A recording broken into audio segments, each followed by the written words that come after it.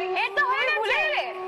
ওই জন্যই তো আমাকে আজকে এনেছে, যাতে আমি কিছু বলার কন্ট্রোভার্সি নেই। কিন্তু আসলে গল্পটা হচ্ছে আমরা একটি ছেলের প্রতি ছিলাম।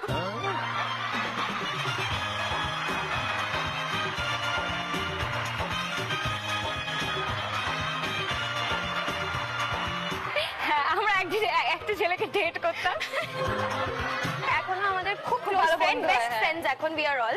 কিন্তু যেটা বোধহয় মিশমিও জানে না, আমি একবার ওকে স্কুলে দেখেছিলাম।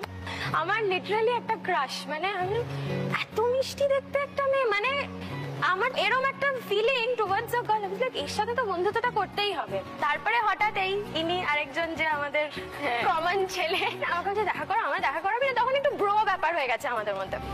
তো তখন আমরা এগিয়েছি, তো গিয়ে বলছে যে কোন, ঠিক মানে ভীষণ ফিল্মি, মানে মিশমি জাস্ট এরকম ভাবে গাছের তলায়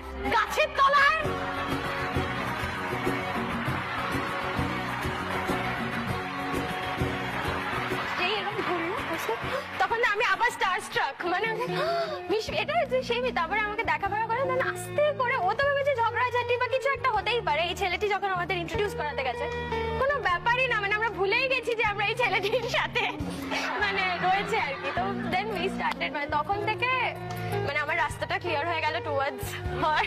এই সেখান থেকে এতগুলো বছর একসাথে সবকিছুই। আমার এখানে কোয়েশ্চেন হচ্ছে, তারপর ছেলেটার কি হলো? প্রথমে তো ওরকম আমারও মনে হয়েছিল মিষ্টি মেয়ে, আর প্রথমেই আমরা দুজনের মানে সব থেকে সিক্রেটস গুলো শেয়ার করি হ্যান ত্যান। আস্তে আস্তে আমি জানতে পারি যে ইনি জিনিসটা কি। ধরো আমার বাড়িতে একটা গেট টুগেদার হয়েছে, আমার ফ্যামিলি লোকেরা আসছে।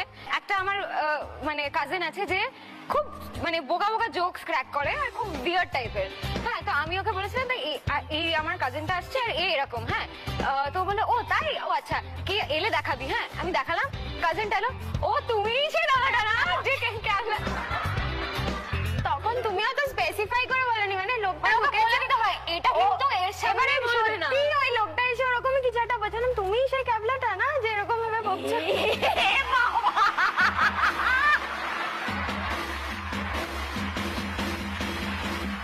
তারপর তোমরা দুজনে কখন রিয়েলাইজ করলে যে দুজনের পছন্দটা, দুজনের ক্যারিয়ারটা একদম ডিফারেন্ট? তুমি এয়ার হোস্টেস হলে, ও এয়ার হোস্টেসটা মানে একদম বাই চান্স, অদ্ভুত ভাবে এটা হয়েছে।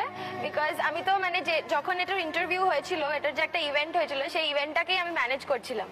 তো হঠাৎ করে আমার বস বলেন যে আরে তুই এগুলো কেন করছিস, why don't you go ahead and join this? আমার এখনো মনে আছে যে বিকজ এটা ভীষণ professional, because it was an international company. আমার থেকে মোটামুটি 8-10 বছরের এক্সপিরিয়েন্স